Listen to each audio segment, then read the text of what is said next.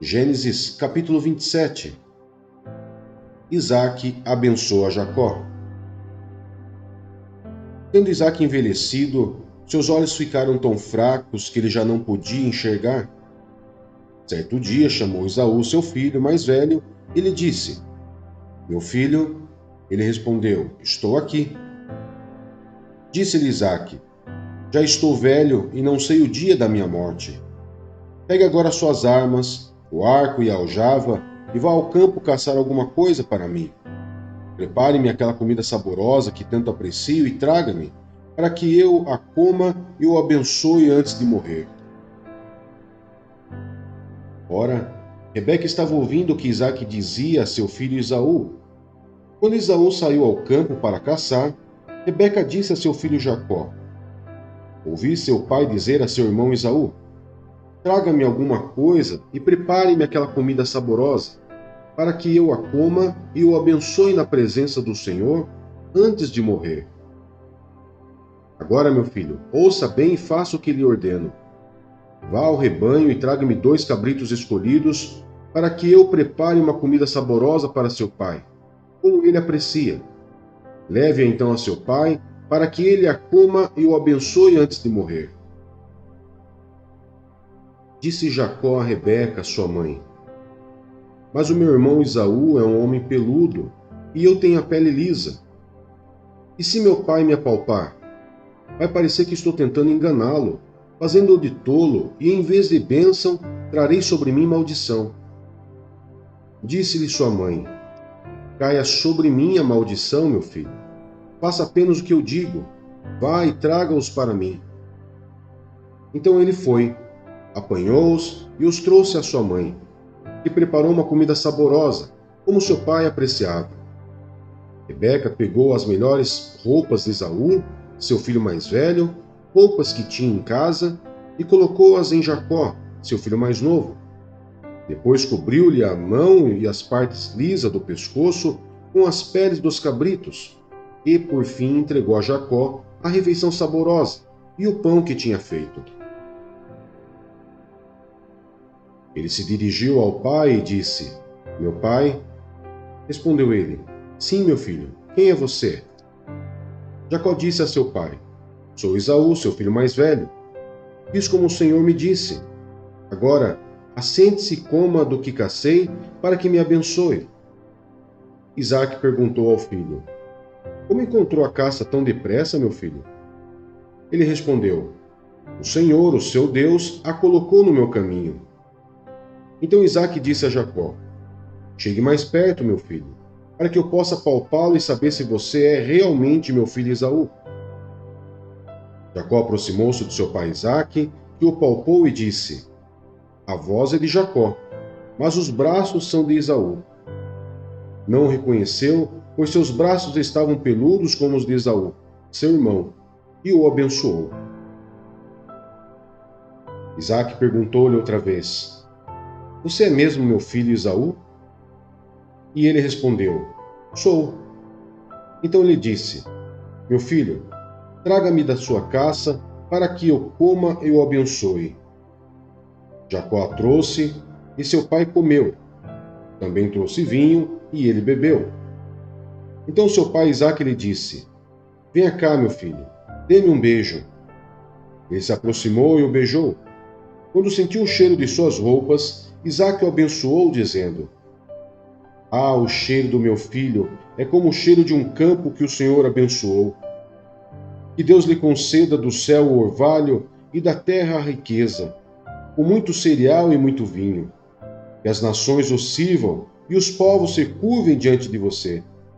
Seja o Senhor dos seus irmãos e curvem-se diante de você os filhos de sua mãe. Malditos sejam os que o amaldiçoarem e benditos sejam os que o abençoarem. Quando Isaque acabou de abençoar Jacó, mal tendo ele saído da presença do pai, seu irmão Esaú chegou da caçada. Ele também preparou uma comida saborosa e a trouxe a seu pai, e lhe disse: Meu pai, levante-se e coma da minha caça, para que o Senhor me dê sua bênção.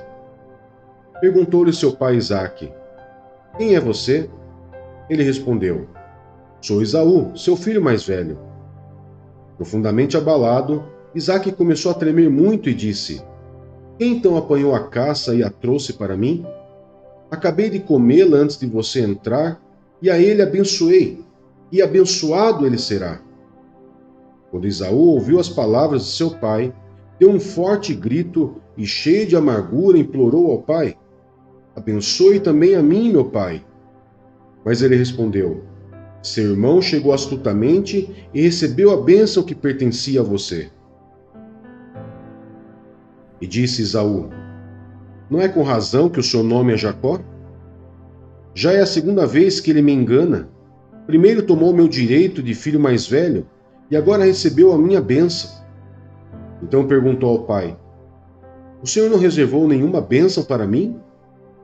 Isaque respondeu a Esaú: Eu o constituí senhor sobre você, e a todos os seus parentes tornei servos dele. A ele supri de cereal e de vinho. O que é que eu poderia fazer por você, meu filho? Esaú pediu ao pai: Meu pai, o senhor tem apenas uma bênção? Abençoe-me também, meu pai. Então chorou Esaú em alta voz. Seu pai Isaque respondeu-lhe: Sua habitação será longe das terras férteis, distante do orvalho que desce do alto céu. Você viverá por sua espada e servirá a seu irmão. Mas quando você não suportar mais, arrancará do pescoço o jugo. A fuga de Jacó. Esaú guardou rancor contra Jacó por causa da bênção que seu pai lhe dera. E disse a si mesmo: Os dias de luto pela morte de meu pai estão próximos. Então matarei meu irmão Jacó. Quando contaram a Rebeca o que seu filho Esaú dissera, ela mandou chamar Jacó, seu filho mais novo, e lhe disse: Esaú está se consolando com a ideia de matá-lo. Ouça, pois, o que lhe digo, meu filho. Fuja imediatamente para a casa de meu irmão Labão, em Harã. Fique com ele algum tempo, até que passe o furor de seu irmão. Quando seu irmão não estiver mais irado contra você e esquecer o que você lhe fez, mandarei buscá-lo. Por que perderia eu vocês dois num só dia? Então Rebeca disse a Isaque: Estou desgostosa da vida por causa dessas mulheres hititas. Se Jacó escolher esposas entre as mulheres dessa terra, entre mulheres hititas como estas, perderei a razão de viver. Mateus, capítulo 26. A conspiração contra Jesus. Quando acabou de dizer essas coisas, Jesus disse a seus discípulos: Como vocês sabem, estamos a 2 dias da Páscoa, e o Filho do Homem será entregue para ser crucificado. Naquela ocasião, os chefes dos sacerdotes e os líderes religiosos do povo se reuniram no palácio do sumo sacerdote, cujo nome era Caifás, e juntos planejaram prender Jesus à traição e matá-lo. Mas diziam: Não durante a festa, para que não haja tumulto entre o povo. Jesus é ungido em Betânia. Estando Jesus em Betânia, na casa de Simão, o leproso, aproximou-se dele uma mulher com um frasco de alabastro, contendo um perfume muito caro. Ela o derramou sobre a cabeça de Jesus quando ele se encontrava reclinado à mesa. Os discípulos, ao verem isso, ficaram indignados e perguntaram: Por que este desperdício? Esse perfume poderia ser vendido por alto preço e o dinheiro dado aos pobres. Percebendo isso, Jesus lhes disse: Por que vocês estão perturbando esta mulher? Ela praticou uma boa ação para comigo, pois os pobres vocês sempre terão consigo, mas a mim vocês nem sempre terão. Quando derramou esse perfume sobre o meu corpo, ela o fez a fim de me preparar para o sepultamento. Eu lhes asseguro que em qualquer lugar do mundo inteiro, onde este evangelho for anunciado, também o que ela fez será contado em sua memória. A conspiração. Então um dos 12, chamado Judas Iscariotes, dirigiu-se ao chefe dos sacerdotes e lhes perguntou: O que me darão se eu entregar a vocês? E lhe fixaram o preço, 30 moedas de prata. Nesse momento em diante, Judas passou a procurar uma oportunidade para entregá-lo. A ceia do Senhor. No primeiro dia da festa dos pães sem fermento, os discípulos dirigiram-se a Jesus e lhe perguntaram: Onde queres que preparemos a refeição da Páscoa? Ele respondeu dizendo que entrassem na cidade, procurassem um certo homem e lhe dissessem: O mestre diz: O meu tempo está próximo. Vou celebrar a Páscoa com meus discípulos em sua casa. Os discípulos fizeram como Jesus os havia instruído e prepararam a Páscoa. Ao anoitecer, Jesus estava reclinado à mesa com os 12. Enquanto estavam comendo, ele disse: Digo-lhes que certamente um de vocês me trairá. Eles ficaram muito tristes e começaram a dizer-lhe, um após o outro: Com certeza não sou eu, Senhor. Afirmou Jesus: Aquele que comeu comigo do mesmo prato há de me trair. O Filho do Homem vai, como está escrito a seu respeito, mas ai daquele que trai o Filho do Homem. Melhor lhe seria não haver nascido. Então, Judas, que haveria de traí-lo, disse: Com certeza não sou eu, mestre. Jesus afirmou: Sim, é você. Enquanto comiam, Jesus tomou o pão, deu graças, partiu-o e deu aos seus discípulos, dizendo: Tomem e comam, isto é o meu corpo.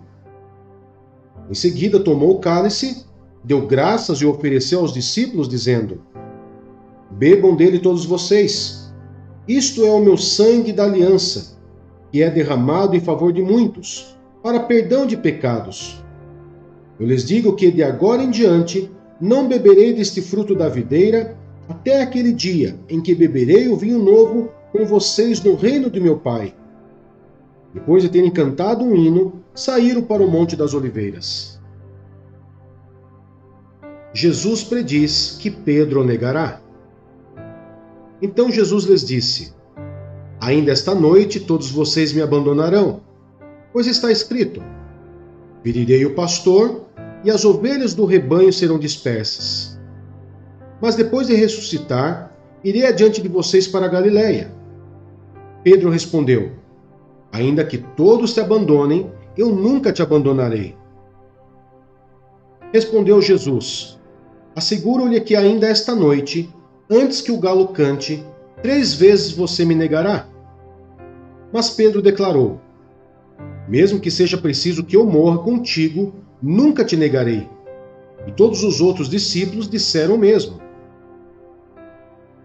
Jesus no Getsêmani. Então Jesus foi com seus discípulos para um lugar chamado Getsêmani. E lhes disse: Sentem-se aqui enquanto vou ali orar. Levando consigo Pedro e os 2 filhos de Zebedeu, começou a entristecer-se e a angustiar-se. Disse-lhes então: A minha alma está profundamente triste, numa tristeza mortal. Fiquem aqui e vigiem comigo. Indo um pouco mais adiante, prostrou-se com o rosto em terra e orou: Meu Pai, se for possível, afasta de mim esse cálice. Contudo, não seja como eu quero, mas sim como tu queres. Depois, voltou aos seus discípulos e os encontrou dormindo. Vocês não puderam vigiar comigo nem por 1 hora? Perguntou ele a Pedro. Vigiem e orem, para que não caiam em tentação. O espírito está pronto, mas a carne é fraca. E retirou-se outra vez para orar. Meu Pai, se não for possível afastar de mim esse cálice, sem que eu o beba, faça-se a tua vontade.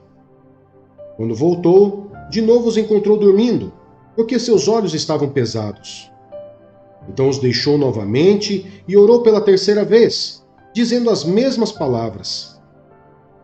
Depois voltou aos discípulos e lhes disse: Vocês ainda dormem e descansam? Chegou a hora. Eis que o Filho do Homem está sendo entregue nas mãos de pecadores. Levantem-se e vamos. Aí vem aquele que me trai. Jesus é preso. Enquanto ele ainda falava, chegou Judas, um dos 12. Com ele estava uma grande multidão armada de espadas e varas, enviada pelo chefe dos sacerdotes e líderes religiosos do povo. O traidor havia combinado um sinal com eles, dizendo-lhes: aquele a quem eu saudar com um beijo é ele. Prendam-no. Dirigindo-se imediatamente a Jesus, Judas disse: Salve, mestre! E o beijou. Jesus perguntou: Amigo, o que o traz? Então os homens se aproximaram, agarraram Jesus e o prenderam. Um dos que estavam com Jesus, estendendo a mão, puxou a espada e feriu o servo do sumo sacerdote, decepando-lhe a orelha. Disse-lhe Jesus: Guarde a espada, pois todos os que empunham a espada, pela espada morrerão. Você acha que eu não posso pedir a meu Pai, e ele não colocaria imediatamente à minha disposição mais de 12 legiões de anjos? Como então se cumpririam as Escrituras que dizem que as coisas deveriam acontecer desta forma? Naquela hora Jesus disse à multidão: Estou eu chefiando alguma rebelião para que vocês venham prender-me com espadas e varas? Todos os dias eu estive ensinando no templo, e vocês não me prenderam. Mas tudo isso aconteceu para que se cumprisse as Escrituras dos profetas. Então todos os discípulos o abandonaram e fugiram. Jesus diante do Sinédrio. Os que prenderam Jesus o levaram a Caifás, o sumo sacerdote, em cuja casa se haviam reunido os mestres da lei e os líderes religiosos. E Pedro o seguiu de longe até o pátio do sumo sacerdote, entrou e sentou-se com os guardas para ver o que aconteceria. Os chefes dos sacerdotes e todo o sinédrio estavam procurando um depoimento falso contra Jesus, para que pudessem condená-lo à morte. Mas nada encontraram, embora se apresentassem muitas falsas testemunhas. Finalmente se apresentaram duas, que declararam: Este homem disse: Sou capaz de destruir o santuário de Deus e reconstruí-lo em 3 dias. Então o sumo sacerdote levantou-se e disse a Jesus: Você não vai responder à acusação que esses lhe fazem? Mas Jesus permaneceu em silêncio. O sumo sacerdote lhe disse: Exijo que você jure pelo Deus vivo. Se você é o Cristo, o Filho de Deus, diga-nos. Tu mesmo disseste, respondeu Jesus. Mas eu digo a todos vós: chegará o dia em que vereis o Filho do Homem assentado à direita do Poderoso, e vindo sobre as nuvens do céu. E quando o sumo sacerdote rasgou as próprias vestes e disse: Blasfemou! Por que precisamos de mais testemunhas? Vocês acabaram de ouvir a blasfêmia. O que acham? É réu de morte, responderam eles. Então alguns lhes cuspiram no rosto e lhe deram murros. Outros lhe davam tapas e diziam: Profetize-nos, Cristo. Quem foi que lhe bateu? Pedro nega Jesus. Pedro estava sentado no pátio, e uma criada, aproximando-se dele, disse: Você também estava com Jesus, o Galileu. Mas ele o negou diante de todos, dizendo: Não sei do que você está falando. Depois saiu em direção à porta, onde outra criada ouviu e disse aos que estavam ali: Este homem estava com Jesus, o Nazareno. E ele, jurando, o negou outra vez: Não conheço esse homem. Pouco tempo depois, os que estavam por ali chegaram a Pedro e disseram: Certamente você é um deles. O seu modo de falar o denuncia. Aí ele começou a lançar maldições e a jurar: Não conheço esse homem. Imediatamente um galo cantou. Então Pedro se lembrou da palavra que Jesus tinha dito: Antes que o galo cante, você me negará 3 vezes. E saindo dali, chorou amargamente. Ester, capítulo 3. O plano de Amã para exterminar os judeus.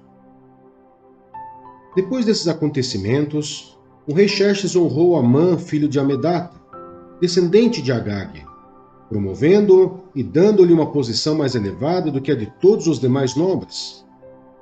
Todos os oficiais do palácio real curvavam-se e prostravam-se diante de Amã, conforme as ordens do rei. Mardoqueu, porém, não se curvava nem se prostrava diante dele. Então os oficiais do palácio real perguntaram a Mardoqueu: por que você desobedece à ordem do rei? Dia após dia lhes falavam, mas ele não lhes dava atenção e dizia que era judeu. Então contaram tudo a Amã, para ver se o comportamento de Mardoqueu seria tolerado. Quando Amã viu que Mardoqueu não se curvava nem se prostrava, ficou muito irado. Contudo, sabendo quem era o povo de Mardoqueu, achou que não bastava matá-lo. Em vez disso, Amã procurou uma forma de exterminar todos os judeus, o povo de Mardoqueu, em todo o império de Xerxes. No primeiro mês do 12º ano do reinado do rei Xerxes, no mês de Nissan, lançaram o pur, isto é, a sorte, na presença de Amã, a fim de escolher um dia e um mês para executar o plano. E foi sorteado o 12º mês, o mês de Adar.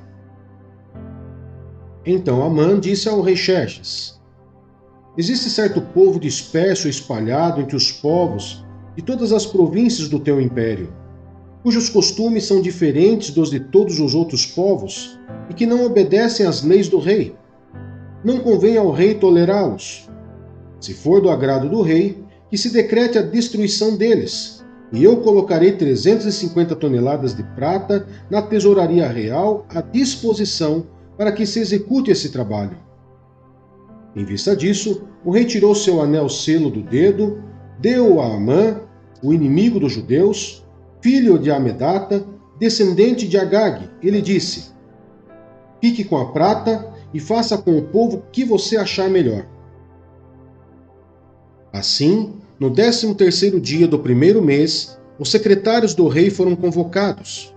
Amã ordenou que escrevessem cartas na língua e na escrita de cada povo, aos sátrapas do rei, aos governadores das várias províncias e aos chefes de cada povo. Tudo foi escrito em nome do rei Xerxes e selado com seu anel. As cartas foram enviadas por mensageiros a todas as províncias do império com a ordem de exterminar e aniquilar completamente todos os judeus, jovens e idosos, mulheres e crianças, num único dia, o 13º dia do 12º mês, o mês de Adar, e de saquear os seus bens. Uma cópia do decreto deveria ser publicada como lei em cada província e levada ao conhecimento do povo de cada nação, a fim de que estivessem prontos para aquele dia. Por ordem do rei, os mensageiros saíram às pressas, e o decreto foi publicado na cidadela de Suzã. O rei e Amã assentaram-se para beber, mas a cidade de Suzã estava em confusão. Atos dos Apóstolos, capítulo 26. Então Agripa disse a Paulo: você tem permissão para falar em sua defesa. A seguir, Paulo fez sinal com a mão e começou a sua defesa. E Agripa, considero-me feliz por poder estar hoje em tua presença, para fazer a minha defesa contra todas as acusações dos judeus, e especialmente porque estás bem familiarizado com todos os costumes e controvérsias deles. Portanto, peço que me ouças pacientemente. Todos os judeus sabem como tenho vivido desde pequeno, tanto em minha terra natal como em Jerusalém. Eles me conhecem há muito tempo e podem testemunhar, se quiserem, que como fariseu vivi de acordo com a seita mais severa da nossa religião. Agora estou sendo julgado por causa da minha esperança no que Deus prometeu aos nossos antepassados. Esta é a promessa que as nossas 12 tribos esperam que se cumpram, cultuando a Deus com fervor dia e noite. É por causa desta esperança, ó rei, que estou sendo acusado pelos judeus. Por que os senhores acham impossível que Deus ressuscite os mortos? Eu também estava convencido de que deveria fazer todo o possível para me opor ao nome de Jesus, o Nazareno. E foi exatamente isso que fiz em Jerusalém. Com autorização dos chefes dos sacerdotes, lancei muitos santos na prisão. Quando eles eram condenados à morte, eu dava o meu voto contra eles. Muitas vezes ia de uma sinagoga para outra a fim de castigá-los e tentava forçá-los a blasfemar. Em minha fúria contra eles, cheguei a ir a cidades estrangeiras para persegui-los. Numa dessas viagens, eu estava indo para Damasco, com autorização e permissão do chefe dos sacerdotes. Por volta do meio-dia, ó rei, estando eu a caminho, vi uma luz do céu mais resplandecente que o sol, brilhando ao meu redor e ao redor dos que iam comigo. Todos caímos por terra. Então ouvi uma voz que me dizia em aramaico: Saulo, Saulo, por que você está me perseguindo? Resistia ao aguilhão, só lhe trará dor. Então perguntei: Quem és tu, Senhor? Respondeu o Senhor: Sou Jesus, a quem você está perseguindo. Agora, levante-se, fique em pé. Eu lhe apareci para constituí-lo servo e testemunha do que você viu a meu respeito e do que lhe mostrarei. Eu o livrarei do seu próprio povo e dos gentios, aos quais eu o envio para abrir-lhes os olhos e convertê-los das trevas para a luz, e do poder de Satanás para Deus, a fim de que recebam o perdão dos pecados e herança entre os que são santificados pela fé em mim. Assim, rei Agripa, não fui desobediente à visão celestial. Preguei em primeiro lugar aos que estavam em Damasco, depois aos que estavam em Jerusalém e em toda a Judéia, e também aos gentios, dizendo que se arrependessem e se voltassem para Deus, praticando obras que mostrassem o seu arrependimento. Por isso os judeus me prenderam no pátio do templo e tentaram matar-me, mas tenho contado com a ajuda de Deus até o dia de hoje. E por esse motivo estou aqui e dou testemunho tanto a gente simples como a gente importante. Não estou dizendo nada além do que os profetas e Moisés disseram que haveria de acontecer. Que o Cristo haveria de sofrer e, sendo o primeiro a ressuscitar dentre os mortos, proclamaria luz para o seu próprio povo e para os gentios. A esta altura, Festo interrompeu a defesa de Paulo e disse em alta voz: Você está louco, Paulo. As muitas letras o estão levando à loucura. Respondeu Paulo: Não estou louco, excelentíssimo Festo. O que estou dizendo é verdadeiro e de bom senso. O rei está familiarizado com essas coisas e lhe posso falar abertamente. Estou certo de que nada disso escapou do seu conhecimento, pois nada se passou num lugar qualquer. Rei Agripa, crês nos profetas? Eu sei que sim. Então Agripa disse a Paulo: Você acha que em tão pouco tempo pode convencer-me a tornar-me cristão? Paulo respondeu: Em pouco ou em muito tempo, peça a Deus que não apenas tu, mas todos os que hoje me ouvem se tornem como eu, porém sem essas algemas. O rei se levantou e com ele o governador e Berenice, como também os que estavam assentados com eles. Saindo do salão, comentavam entre si: Este homem não fez nada que mereça morte ou prisão. Agripa disse a Festo: Ele poderia ser posto em liberdade se não tivesse apelado para César.